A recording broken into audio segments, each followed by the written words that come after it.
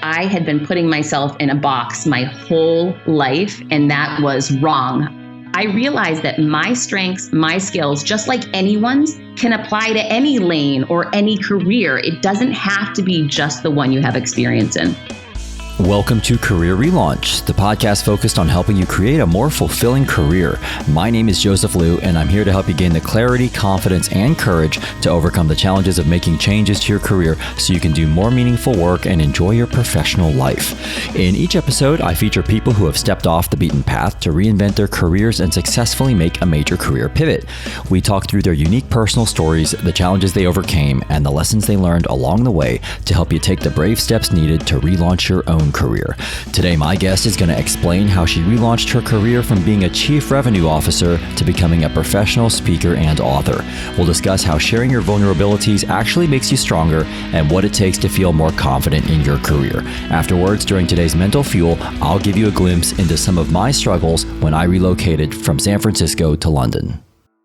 Today, I'm speaking with Heather Monahan, who's a best-selling author, keynote speaker with the Harry Walker Agency, brand ambassador for Perry Ellis International, entrepreneur, and founder of Boss in Heels.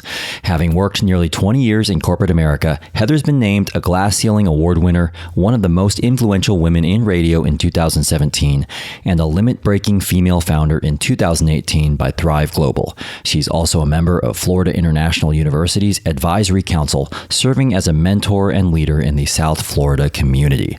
Now, Heather and I first connected after she shared some commentary for one of my Forbes articles, and she was kind enough to send me her recent book, Confidence Creator, which I found to be a really interesting read about her life and how she developed confidence in her own career. So I'm really excited to have her on today's show. You can get all the show notes from this episode at careerrelaunch.net/49. Heather spoke with me from Miami, Florida. Well, hello, Heather, and welcome to Career Relaunch.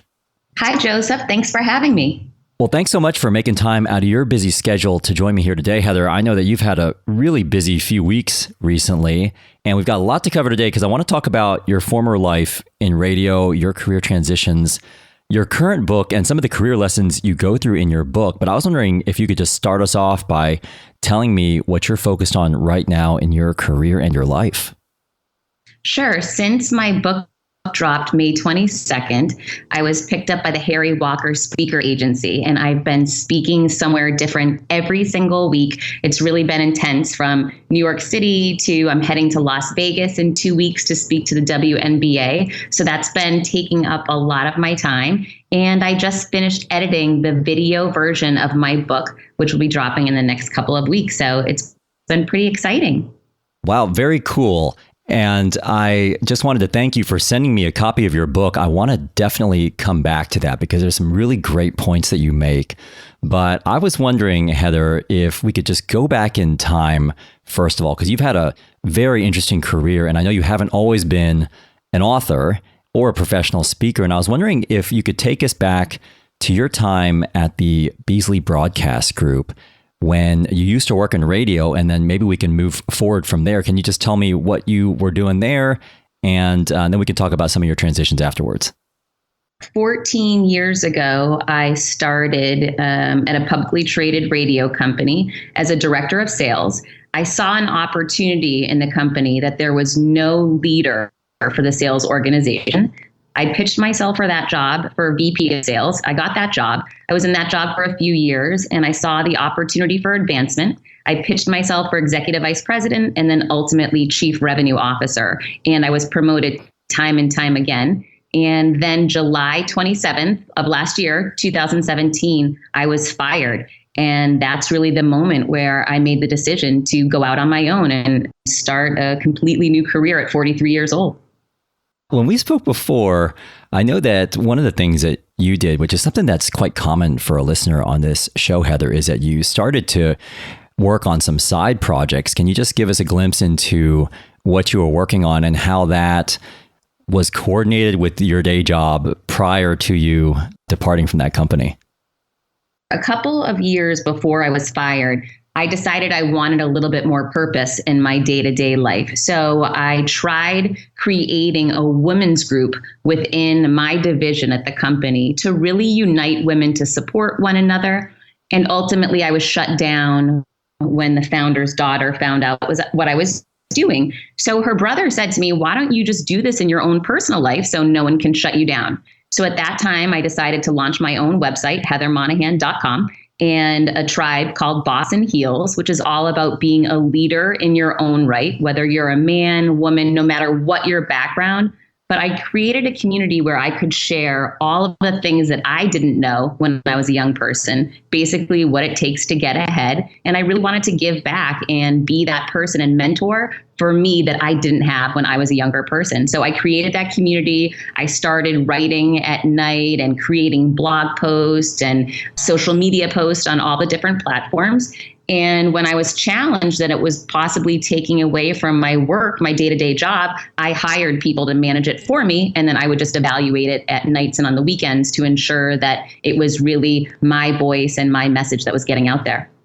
You mentioned that you tried to do this within your company, something similar, and that your employer also didn't react that well to you doing this on the side. Can you just share with me what that was like for you to have your current employer basically dissuading you from doing something that you were so passionate about? But I mean, it became harassing. So it was just a horrible time for me personally and professionally.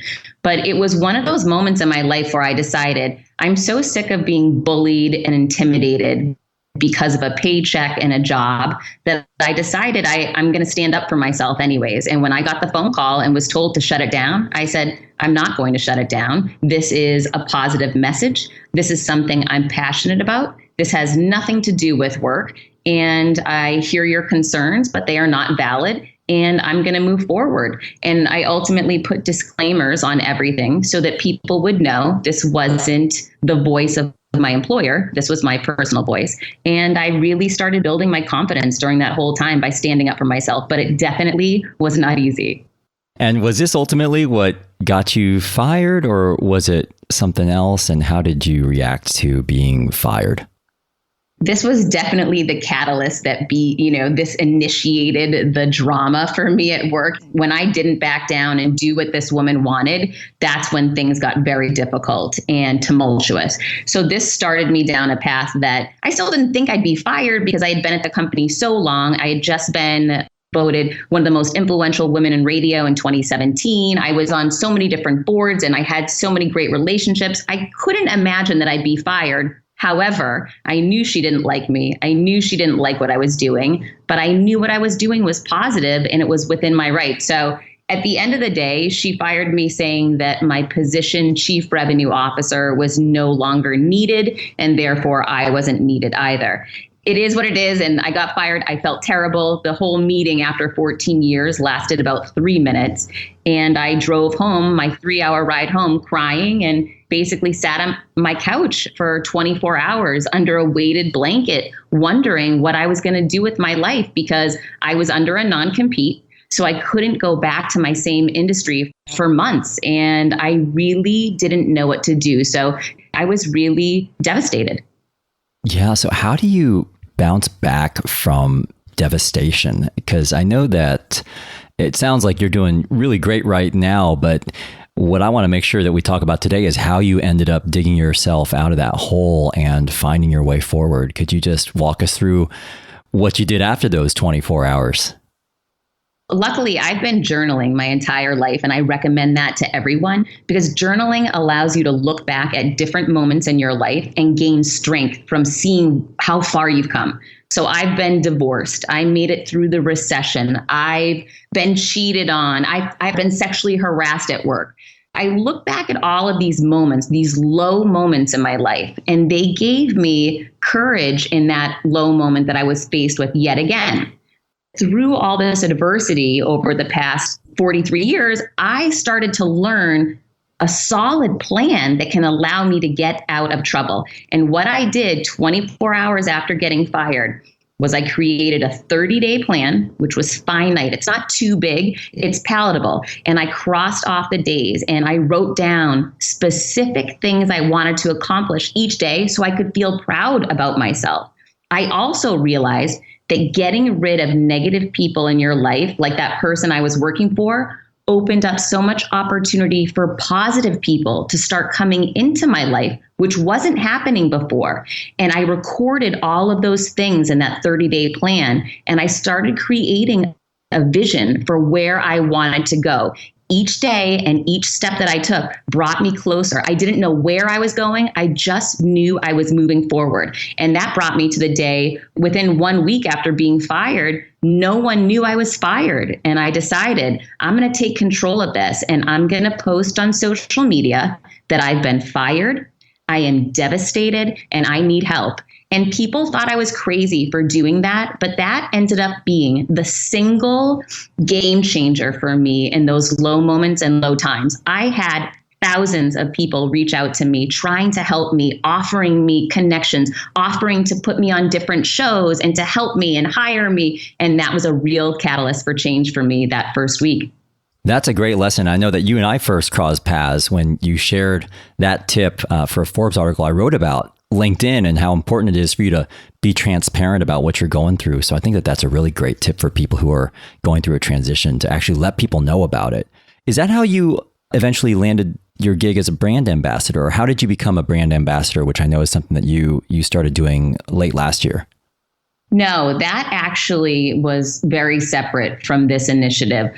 I had realized that, when I was fired, I wanted to really align myself with a marquee brand, because I knew that going out on my own, I was going to be a one-man show, and there's not a lot of credibility at first until you start creating some success on your own. If I could partner and align myself with a successful, proven major brand, that was really going to elevate the perception of me. So I targeted a local company, which is a multi-billion-dollar company, Perry Ellis International, and I was relentless in pursuing that CEO. I did not stop. And for 45 days, I pursued him every way that I could. I had come up with a great idea that was going to bring him value, and I just wanted a meeting. And eventually, after many dark nights of no response, he responded, took the meeting, and he loved my idea. We started working together. Very cool. Now, I want to switch gears here, and I definitely want to make sure we spend a good chunk of time talking about your book, Confidence Creator. But before I do, Heather, I just want to go back to something you said earlier, because this is something that's been on my mind, which you mentioned something about getting rid of the negative people in your life. And I'm just curious, how do you go about doing that? And I guess what's behind my question is, this is something I've been thinking about recently also. Like, if you've got people in your life who just make you feel either bad about yourself, or you just don't feel very good around them, and yet they've been a part of your life for a long time. I don't know if that was your situation, but I'm just curious how you managed that, I guess what I'm going to call like a purging process of getting rid of negative people in your life. It's huge. That's the single thing I point to for anyone that can be the greatest catalyst for change and really help you in a very quick time period. It doesn't need to be some long, drawn out thing. It's a discussion first with yourself that you're deciding to remove negative people from your life. I call it firing negative people. And then it's just a simple conversation with them, which can literally be, this isn't working for me right now. I don't feel great when I'm around you, and I'm going to give myself some space. Thank you for understanding. And then you move on. You'll see over time that person will stop calling you, stop contacting you, because you're not going to respond anymore. Now, it becomes more challenging when that person is a member of your family. And there's a lot of people that have relatives that might not lift them up. They may be trying to drag you down. And that's a different conversation, but still taking emotion out of it and saying, Mom, I love you very much. However, when you speak to me like this, I don't feel great about myself. So when we get to a point in the conversation where we're going to end up here, I'm going to have to disconnect the call and go on my way. And when you do that repeatedly, that person will learn that if they speak to you that way, you're going to be gone. And they'll either change their ways, or they're going to respect you and give you a little bit more space, which is going to help you. Yeah, very good advice there. So that's a good segue into your book, Confidence Creator, Heather, because it sounds like that act in and of itself does take some confidence. And I want to, first of all, talk about your process of writing the book, and then a few of the points you make in the book, which I feel are especially relevant to career changers. And first of all, I got to thank you for sending me a copy, Heather, because I get sent a lot of books these days, and I don't always get around to reading them, but I decided to read yours because I just really appreciated how honest and simple your messages are. And it's also kind of a page turner. So I was wondering if you could start by just telling me how you came up with the idea that you even wanted to write a book. When I asked for help and I put it out online, the Elvis Duran show reached out to me and said, hey, if we can help you, let us know. And I said, sure, I'd love to be on your show. They have 10 million listeners every day. So I went to New York, I went on their show. And by the middle of the interview, Elvis asked me, well, obviously you're writing a book, Heather, aren't you? And I wasn't sure at that point if I was or if I wasn't, but I realized in that moment, I was going to make a commitment to 10 million people that I was going to create a book. And that moment where you hold yourself accountable to other people really allows you to move forward. And I made that decision in that second. I said, yes, I am writing a book. And when I got home, I had been writing every day, but I really, I mocked up a book with a fake cover. I gave myself a deadline of I wanted it done within 1 year, and I really fast tracked my progress. I started looking for an editor. And once you start pulling in a mentor, like an editor, someone that can help you leapfrog through the challenges that you have because they've seen that movie before and they know how to get you where you need to go, you really start moving quickly. So it sounds like you actually gained some leverage on yourself, which is something we talk about on this show. It's like you're making a public commitment to do something, and that forces you into action, which is really interesting. What was the process like for you of writing the book? I know you mentioned you got an editor to help guide you through the steps of it, but what was the day-to-day like for you to get your thoughts down on paper? I think everyone overcomplicates this. I just sat down and wrote. And really the day I started, which was earlier on, I just Googled, how do you write a book? It's about making the time commitment. It's nothing more than that. When I started, I didn't know I was writing a book about confidence. I didn't know I was writing a book about my lowest moments. I just simply sat down each day and wrote whatever was in my mind. Within a few weeks, I started seeing that I was a pattern about challenges and overcoming challenges. And I started to realize I was writing about building confidence. Interesting. Yeah, I'd always just presumed that you had set out to write about confidence because it is such a strong theme in the book. But that's really interesting that came to you more organically. What about the publishing process? How did you go about actually creating the physical book once you had it written? That I found to be much more challenging. Self-publishing is hard.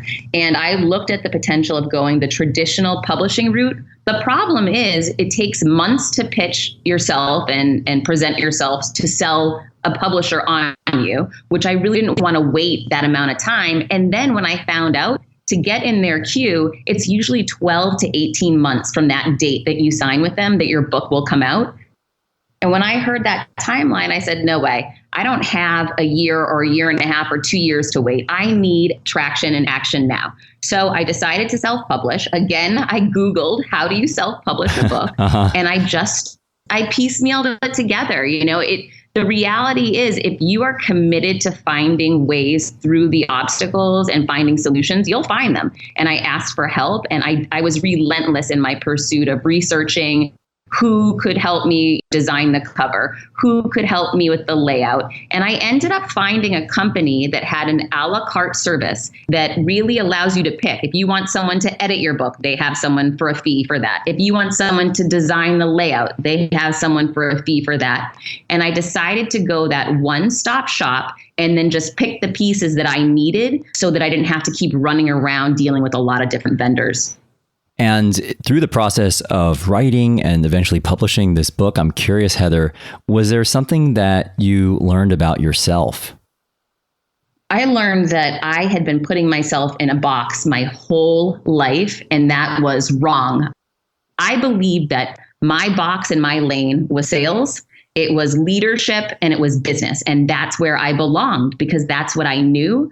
I was so scared the day that I decided to jump out of that lane and jump into this author lane, entrepreneur lane. I was petrified. And so many times I nearly gave up and just started applying to old media companies and trying to get back to what I knew I was good at. But by getting rid of the lanes, blowing up the box, I realized that my strengths, my skills, just like anyone's, can apply to any lane or any career. It doesn't have to be just the one you have experience in. Now, I know you were also recently featured in Thrive Global, which is very cool. So congratulations on that. And one of the questions that they asked you was about some of the lessons you learned or some of the things that you might do differently. I'm just wondering, with relation to the book, it sounds like it's going really well. But if you could do it over, what would you do differently, if anything? I believe done is better than perfect.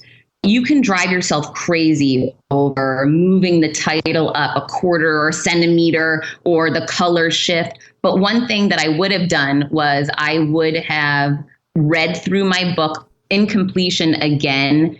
There's a couple of small errors I would have tweaked. Same thing with my audiobook. I decided to narrate that on my own, which I was so scared about, but it's really meaningful now when people hear it because it's me and my emotion coming through the stories, which is really powerful. However, there are a couple of errors in the audiobook as well, but I was so fixated on getting the book to market that I said, you know what, done is better than perfect. And I've got to pull the ripcord and go. And I've had a couple people reach out to me and say, did you know there's an error in the audiobook? And I said, well, actually, there's two. So go back and listen again and try to find it. That's a great segue, Heather, into the last thing that I was hoping to talk with you about before we wrap up with some of the work you're doing right now for the Harry Walker Agency, which is this point you made about done is better than perfect. In your book, in chapter 10, you say something around not feeling like you have to have everything be perfect. And this is something that I continue to work on myself. How do you go about letting go of perfection? Well, perfection doesn't exist for no one. There is no such thing as perfect. And the more I've come to the realization that people that try to pretend they're perfect are the most insecure people out there. And my whole goal is to be the most confident me I can be. So that means shining my flaws, really shining a light on everything that could potentially be wrong, allows me to be my strongest self, my most confident self. So I really step into that as a power, and that makes me feel strong and phenomenal versus when I wanted to try to make everything perfect, I never felt so good. I felt badly. I couldn't achieve perfect. It just didn't exist. It was elusive to me. So for me, letting go of that idea of perfection and instead embracing that perfect means that's the low moment, the insecure moment where you're trying to hide what's underneath. When I remind myself of that, I allow myself to shine that light on my mistakes and my imperfections, which draws people closer to me because that's the real me. Another thing that you say in the book is that we all need people who pick us up when we're down, but sometimes it's a job we can do ourselves. And for those listeners out there who struggle to do this, what's worked well for you when it comes to trying to pick yourself back up without having to rely on other people to do this for you?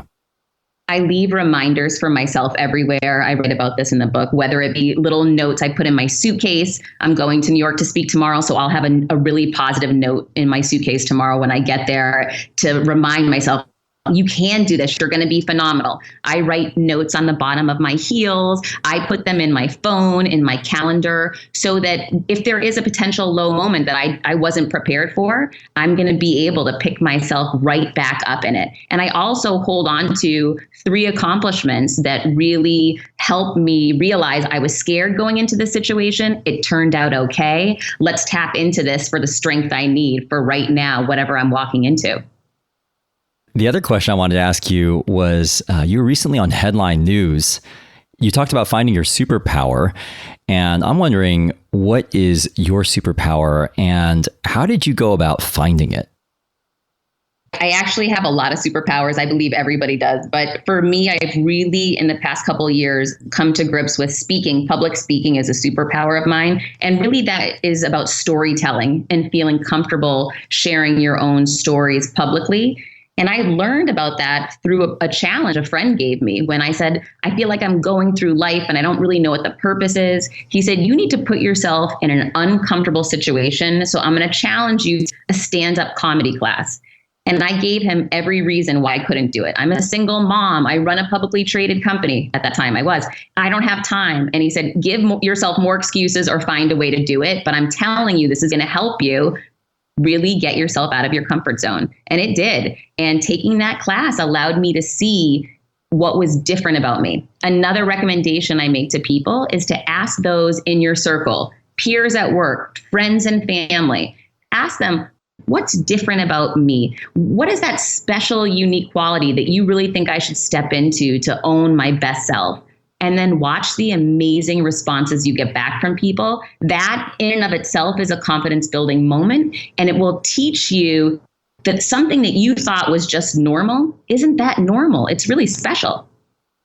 Well, I'd love to wrap up, Heather, with what you're doing right now, speaking about speaking.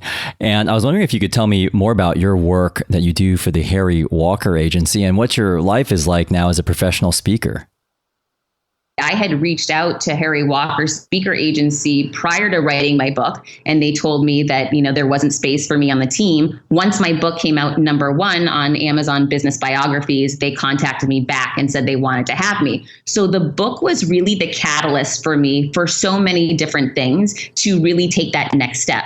And the Harry Walker Agency sets a value on their speakers. So before, where I might feel fine going in to speak at a business for free, they don't allow that because they determine the value. And like anything, once you decide your value and you really own that, everybody else will own that and respect that as well. So it's really changed something that I enjoyed doing that I used to do for free, that now there's a value associated with it and an exchange, which makes it that much better for me. And it's such a rewarding experience. I've been meeting a lot of new people, dealing with professional athletes in different companies I never thought I'd work with. I'm going to speak at a law firm to the partners, and I don't have a background in law. So it's so interesting to see that everyone struggles with confidence. Everyone struggles with adversity. And no matter what your arena or what you do for a living, we're all in this together, and getting the chance to work with these different diverse groups and help everyone really own their confidence and embrace these challenges has been such a rewarding experience for me.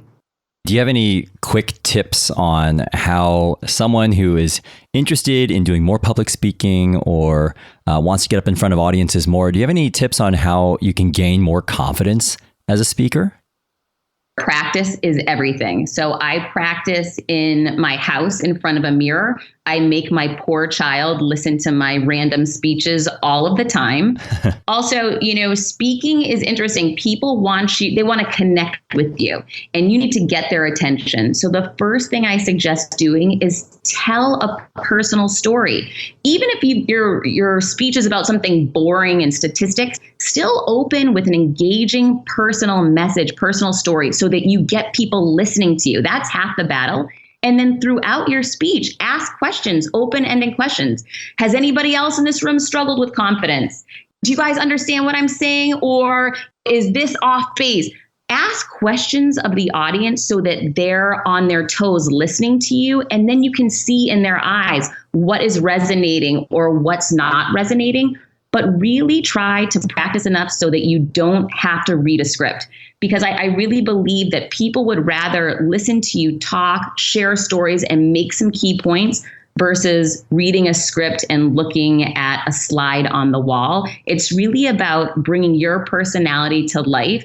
And the best way you can do that is by working on your confidence, taking baby steps, and putting the time into practice. I also believe in anytime I'm nervous, I have a win-win-win playlist that I fire up right before I'm going to go on stage and speak at anything. And I also remind myself of different times I felt nervous before I got on a stage and it actually went okay or it went well. And I remind myself that if that one went well, this one's got just as good a chance, if not better, to go great. Yeah, that's great advice there, Heather. So thanks so much for sharing that with us. And so speaking of confidence and being able to speak confidently and this topic of confidence, if people want to learn more about you or your story or your book, Confidence Creator, where can they go? So you can go to Amazon to get my book, Confidence Creator. It's a Kindle, paperback, hardcover, and Audible. And if you want to learn or follow me on social media, I'm at Heather Monahan, and my website is heathermonahan.com. All right. Well, thank you so much, Heather, for telling us more about your life as an author and your own career transitions, your experience as a writer, and also your book, Confidence Creator, which I would highly recommend to people out there who are interested in this topic of confidence. So best of luck with the ongoing book publicity and all of your speaking engagements. Thanks for joining us on the show today. Thanks so much, Joseph. So I hope you enjoyed hearing Heather's thoughts on the power of journaling, how your past successes can be a source of strength, and why done is better than perfect. Now it's time to wrap up with today's Mental Fuel, where I'm going to share a personal example of when I tapped into my past and asked for help as a way of getting me through a daunting career transition. Before we get to today's Mental Fuel, I wanted to thank Brand Yourself for supporting this episode of Career Relaunch. Brand Yourself offers simple tools and services to help control what people find when they Google you. To clean up, protect, and improve how you look online, visit brandyourself.com and use promo code RELAUNCH to get 50% off a premium membership. This is the part of the show called Mental Fuel, where I finish the show with a brief personal story related to one of the topics we covered today and wrap up with a simple challenge to help you move forward with your own career goals.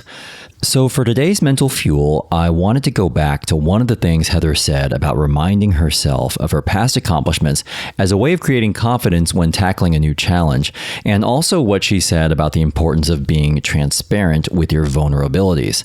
So I'm going to try to do both here and share an example of a time when I had to remind myself of my past history as a way of fueling myself during a tough transition, while also giving you a behind-the-scenes look into one of the bigger career changes in my life. So I want to take you back to early 2010 when I made the decision to leave my life back in San Francisco behind to move to London. And if you're a longtime listener of this show, you know I made this move because I was in a long-distance relationship with my then girlfriend, now wife, who lived in London at the time. My life in the Bay Area was pretty comfortable at the time. I loved where I lived in downtown San Francisco. I lived only a couple hours from my family, a few blocks from some really close friends, and I had a solid marketing job at a really well-known company and a great work-life balance, which gave me some time to explore a lot of my personal interests in food and cooking.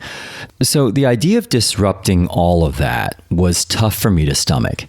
But I really felt like I needed to make the move to London to prioritize my personal life, and I got to a place where I was fairly convinced I could pull this off, mostly because I tried to do what Heather suggested, looking back on my past experiences and reminding myself that I'd managed to pull off some big moves in the past, whether it was moving to Hawaii to find a job or landing on my feet after leaving medical school. Fast forward to the summer of 2010, and I will never forget how stressed I felt after I landed in the UK.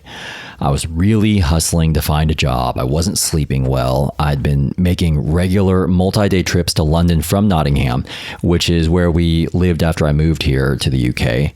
And I was basically sleeping on couches at different friends' places in London while I was job hunting. And I'll never forget one day in particular, after a few weeks of doing this, when I was literally walking down a highway outside of London in my suit on a really hot day because I couldn't find a cab, heading reluctantly to an interview at a company I won't mention for a brand manager role where I'd be in charge of their packaged sausage business. And not that there's anything wrong necessarily with marketing sausages, and I know that job hunting in the big scheme of things isn't that bad, and things could have been a lot worse, but that particular day just felt like such a letdown from the life I'd left behind in the Bay Area.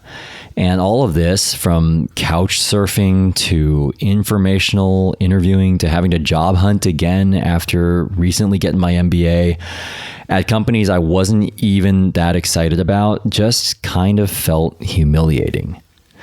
So one of the things I'm not always good about doing is asking for help. But that summer I did. Similar to what Heather mentioned, I told everyone I knew that I needed some help. I asked friends if I could stay with them repeatedly. I asked alumni in London I'd never met before to help give me a lay of the land in London.